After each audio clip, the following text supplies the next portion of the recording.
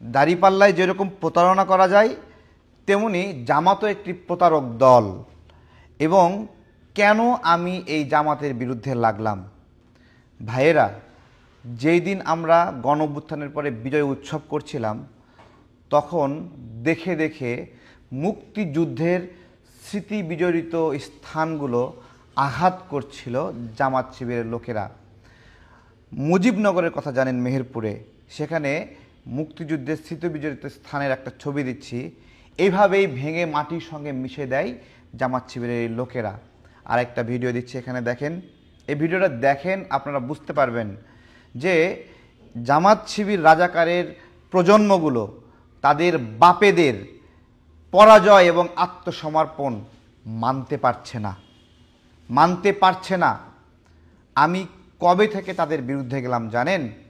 যেই দিন তারা একটা বক্তব্য দিল যে জামাতে রাজাকারের সংখ্যা মাত্র 37 জন।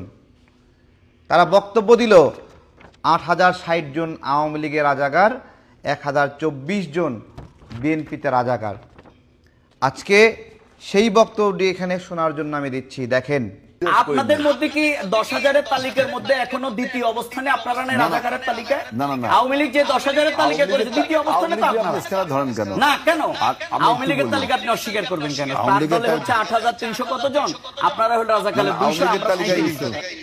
এ কত বড় জালিম, নিমক হারাম, যেই বিএনপি এদেরকে জায়গা দিছে, ধানের শীষ নিয়ে নির্বাচন করার সুযোগ দিছে, আজকে আইসা বলতেছে যে বিএনপিতে রাজাকারের সংখ্যায় দ্বিতীয়, আর আওয়ামী লীগকে তো 1 নম্বরে বলছেই। আজকে সেই তথ্যটি তুলে ধরব। 2019 সালে রাজাকারের সংখ্যা নিয়ে একটি গবেষণা হয়। সেইখানে মাত্র 10,789 জনের নাম আসে। সেইখানে জীবিত রাজাকারদের মধ্যে প্রসিদ্ধ রাজনীতিবিদ 78 জন জামাত শিবিরের নাম আসে। যে জামাতের 78 জন প্রসিদ্ধ রাজনীতিবিদ যারা এখন ফোকাসে আছে তাদের নাম এসেছে। সেইখানে বাকি যারা রাজাকার, সেই রাজাকাররা কোন দলের তাদের রাজনৈতিক পরিচয় প্রকাশ করা হয়নি। যে 78 জনের নাম আসছে সে 78 জনের পাশে লেখাও হয়নি যে এরা জামাতের। বেসিক্যালি জামাতের বর্তমানের পদে ছিল যারা, তাদের মধ্যে 78 জন ছিল এইখানে। সেই সংখ্যাটাকে জামাত উল্টায় দিয়ে লিখেছে 37 জন মাত্র জামাতে রাজাকার। ফ্যাক্ট চেকিং প্রতিষ্ঠান ডিসেন্টের পক্ষ থেকে বলা হয়েছে জামাত শিবিরের ছড়ানো এই গুজবটি পুরোপুরি মিথ্যা। 2019 সালে জামাত তখন একটা ফটোকার্ড তৈরি করে। সেই ফটোকার্ডে তারা লিখে 8060 জন আওয়ামী লীগ যারা রাজাকার, 1024 জন বিএনপি যারা রাজাকার, মাত্র 37 জন জামাতের। তারা এই ফটোকার্ড বানিয়ে ছড়িয়ে দেয়। ঠিক তখনই বিডি ফ্যাক্ট চেক প্রতিষ্ঠান এটাকে কাউন্টার দিয়ে এটা যে মিথ্যা, এইরকম কোনো তালিকা রাজাকারের তালিকায় নাই তা প্রচার করে। সেই সময় লজ্জায় এবং মাথা নিচু করে জামাত শিবির সেটা প্রচার বন্ধ করে। কিন্তু গণ অভ্যুত্থানের পরে এই যে আমরা বিজয় অর্জন করলাম, সেই ফাঁকে তারা সেই আলাপ আবারও ঢুকে দিয়ে গেল যে রাজাকারের সংখ্যায় 8060 জন আওয়ামী লীগ, 2 নম্বরে আছে বিএনপি 1024 জন এবং 37 জন। এবং জামাত শিবিরের আলোচকরা বিভিন্ন আলোচনা গিলেই এই মিথ্যাটা বলে।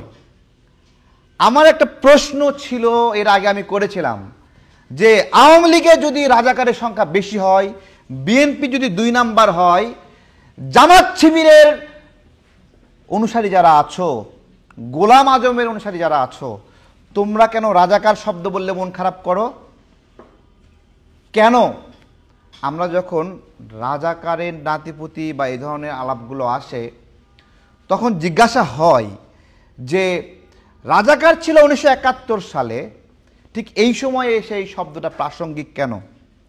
ভাই রে ভাই, যখন কেউ বলে গোলাম আজমের বাংলায় বৈষম্যের ঠাঁই নাই, গোলাম আজমের বাংলা যখন বলে তখন তো আমাদেরকে ধরেই নিতে হয় যে সে যেহেতু গোলাম আজমের অনুসারী, গোলাম আজমকে আদর্শ মনে করে, আর গোলাম আজম যেহেতু এই বাংলাদেশকে মানে না, গোলাম আজম যেহেতু বাংলাদেশকে স্বীকৃতি দিতে দেয় নাই, গোলাম আজমরা যেহেতু এদেশের নারীদেরকে ধর্ষণ করেছে, গোলাম আজমরা যেহেতু শিশুদেরকে হত্যা করেছে, গোলাম আজমরা যেহেতু পাকিস্তানিদেরকে দেখিয়ে দিয়েছে কোথায় কোথায় মুক্তিযোদ্ধাদের পরিবার আছে, তাদেরকে হত্যা করেছে, বাস্তবতা হলো পাকিস্তান এখান থেকে 1000 কিলোমিটার দূর থেকে যুদ্ধ করতে এসেছে। এখানে তাদের 7 দিন টিকার কথা না, 7 দিনের মধ্যেই পরাজয় হওয়ার কথা, কারণ দূরত্ব অনেক বড়। তাদেরকে 9 মাস ধরে টিকিয়ে রেখেছিল এই জামাত শিবির রাজাকার। বলবেন তখন শিবির নামে সংগঠন ছিল না। শিবির নামের সংগঠনটি সেই সময় সেই ছাত্র সংঘ নামে ছিল। সেই সংঘ আজকে শিবির হয়ে যায়, নাম বদলিয়ে তারা আজকে দেশপ্রেমিক হওয়ার চেষ্টা করছে। কিন্তু বাস্তবতা দেখলাম তাদের মূল টার্গেট মুক্তিযুদ্ধ, এবং গণ অভ্যুত্থানের পরে তারা প্রত্যেকটা মুহূর্তে বলার চেষ্টা করলো মুক্তিযুদ্ধের চেতনা আর খায় না। তারা মুক্তিযুদ্ধের চেতনা, স্পিরিট, আমাদের দেশ জন্মের যে ঘটনা, সেটাকে বস্তা পচা ঘটনা বলে উল্লেখ করতে থাকলো। এবং তাদেরই একজন বক্তা আজহারি সাহেব, তিনি বললেন রাজাকার শব্দটি আগে ঘৃণার ছিল, কিন্তু এটা নাকি এখন সম্মানের। এ লজ্জা আমরা কোথায় রাখবো? কার বক্তব্য ওয়াজ আমরা বছরের পরে বছর শুনেছি যে এই কথাটা বলে গেল যে রাজাকার শব্দটি সম্মানের। আজহারি হুজুর, এদেশের হাজারো বিপদে আপদে আমরা এই দেশ ছেড়ে চলে যাই নাই। আপনি কিন্তু ওয়াজের ময়দান ছেড়ে বাংলাদেশ থেকে বিদেশে চলে গিয়েছিলেন। আমরা ডেকেছি আপনি আসেন, আপনাকে নিয়ে আমরা রাজপথে মিছিল শুনবো, আপনার নিয়ে আরেকটা ওয়াজ মাহফিল শুনবো। আপনাকে কেউ বাংলাদেশে আনতেও পারে নাই। আজকে এসে আমরা যখন লড়াই করে এখানে বিজয় অর্জন করলাম, তখন আইসা বিরাট বড় প্যান্ডেলে ঘোষণা করে দিলেন রাজাকার শব্দটা সম্মানের। প্রিয় ভাইয়েরা, দাড়িপাল্লায় যে ভেজাল আছে, এই কথাটি যে কালকে আলাপ শুরু করেছি, আজকে তার প্রমাণ দিয়ে গেলাম রাজাকারের সংখ্যা নিয়ে। BD Fact Check, the Dissent সহ অনেকগুলো গণমাধ্যমে ক্রস চেক করা হয়েছে যে এই ব্যাখ্যা জামাত দিচ্ছে তা কোনো গণমাধ্যমে আসেনি। জামাত শিবির কোনো গণমাধ্যমে দেখাতে পারবে না, কারণ এটা পুরোপুরি একটা মিথ্যা প্রপাগান্ডা। আর যেই বিএনপি তাদের জায়গা দিয়েছিল, সেই বিএনপিকে বলতেছে রাজাকারের 2 নম্বরের তালিকায় আছে, আর আওয়ামী লীগ 1 নম্বরের তালিকায় আছে। জামাত শিবিরের বিরুদ্ধে আমি সেদিন থেকে অবস্থান নিয়েছি, যেদিন থেকে তারা 24কে এস্টাবলিশ করার চেষ্টা করেছে, 71-এর বিকল্প হিসেবে, এবং এমনভাবে উপস্থাপন করছে যে নতুন বাংলাদেশ এসে গেছে, 71-এর আর প্রয়োজন নাই। আরে নেমক হারামের দল, নতুন বাংলাদেশই যদি হয়, নতুন পতাকা কোথায়? নতুন বাংলাদেশ যদি হয়, নতুন সংবিধান কোথায়? নতুন বাংলাদেশ যদি হয়, নতুন মানচিত্র কোথায়? নতুন সীমানা কোথায়? নতুন নীতিমালা কোথায়? সেই একই বাংলাদেশ, একই পতাকা, একই মানচিত্র, একই সীমানা আমাদের মুক্তিযোদ্ধারা অর্জন করেছিল। সেইখানে একটা রাজনৈতিক লড়াইয়ে একটা রাজনৈতিক দলকে পরাজিত করে আজকে বয়ান শিখাচ্ছ যে নতুন বাংলাদেশ। তাই তো, নতুন বাংলাদেশে লক্ষ লক্ষ মা বোন ইজ্জত দিয়েছে, আর সেই ইজ্জত কেড়ে নিয়েছ এই রাজাকাররা। নতুন বাংলাদেশ অর্জনে লক্ষ লক্ষ মানুষ শহীদ হয়েছে, সেই নতুন বাংলাদেশ জন্ম দিয়েছে আমাদের মুক্তিযোদ্ধারা, এই রাজাকাররা না। তারা এই মুক্তিযোদ্ধাদের সংখ্যা নিয়েও প্রপাগান্ডা ছড়ায়। জামাতিদের বাবা ছড়িয়ে দিয়েছে মুক্তিযুদ্ধে নাকি মাত্র 2000 মানুষ মরে গিয়েছিল। আরে মুক্তিযুদ্ধে তো পাক বাহিনী 8 থেকে 10,000 মানুষ মারা গেছিল। তাহলে যে 10,000 পাক বাহিনীর লোক মারা গেছে, তারা এক একজন যদি 20 জন করে মারে কতজন হয়? আর জীবিত যারা ছিল তারা কতজন মারছে?